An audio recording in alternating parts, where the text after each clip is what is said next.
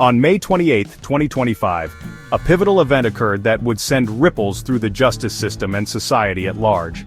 President Donald Trump commuted Larry Hoover's federal life sentence, a decision that surprised many and ignited a firestorm of reactions. Hoover, 74, was held at ADX Florence, a supermax prison known for housing some of the most dangerous criminals in the United States. The news, first reported by Notice, was later confirmed by a White House official, adding a layer of legitimacy to the unexpected announcement.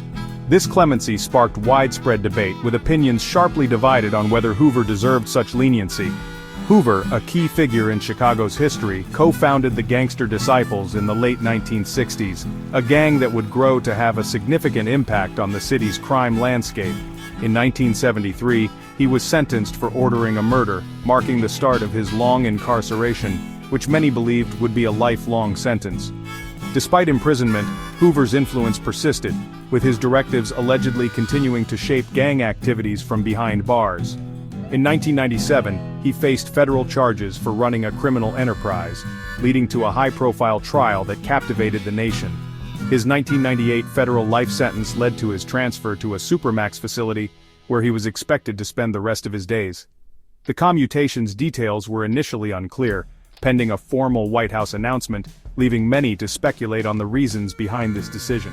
This act was part of a broader series of pardons and commutations by Trump, who had used his presidential powers to grant clemency to several high-profile individuals. These actions raised questions about the criteria for clemency decisions, sparking debates on justice, fairness, and the influence of political considerations in such decisions.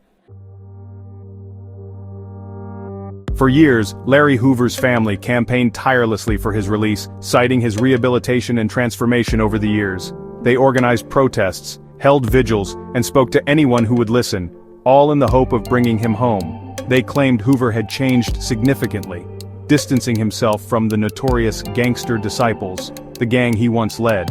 His family and supporters painted a picture of a man who had seen the error of his ways, and was now committed to a different path. This narrative of transformation and redemption was central to their clemency appeals.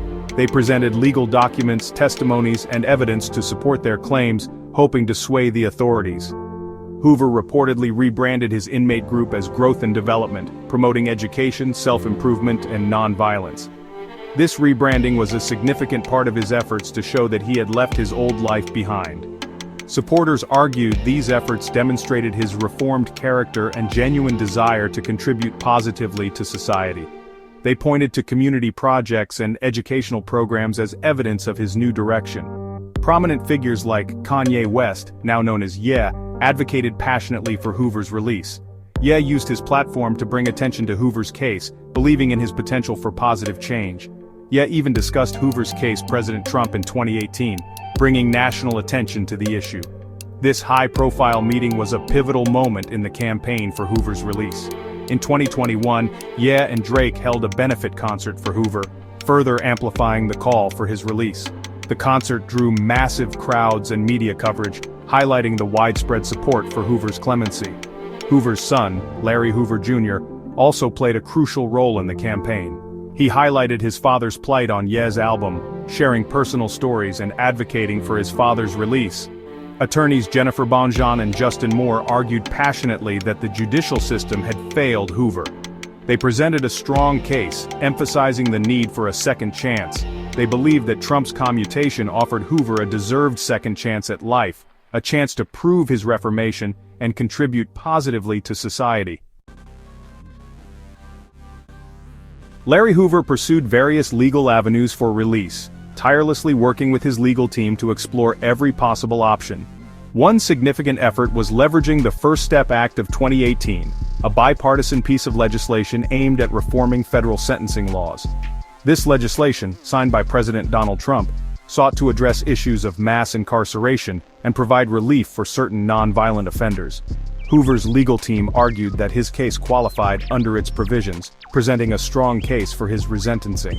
In September 2024, Hoover appeared at a resentencing hearing via video conference, a pivotal moment in his long legal battle. During the hearing, he argued that societal views on long sentences had evolved, emphasizing the need for a more humane approach to justice.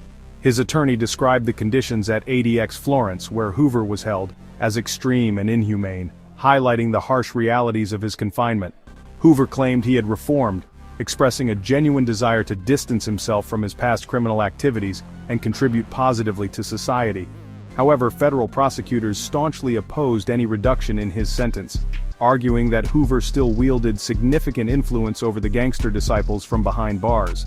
They contended that his continued influence posed a threat to public safety and undermined the intent of the First Step Act. Prosecutors argued that Hoover was not the type of defendant the First Step Act was designed to benefit, painting a picture of a man still deeply entrenched in criminal activities. Hoover's commutation, if granted, would reflect the discretionary nature of presidential clemency, a power that has been used sparingly and often controversially. Earlier in 2025, President Joe Biden commuted the sentence of Gregory Shell, Hoover's former second-in-command, signaling a potential shift in the administration's approach to criminal justice reform. These actions highlight the ongoing debates about justice, rehabilitation, and the purpose of punishment, raising important questions about the future of criminal justice in America.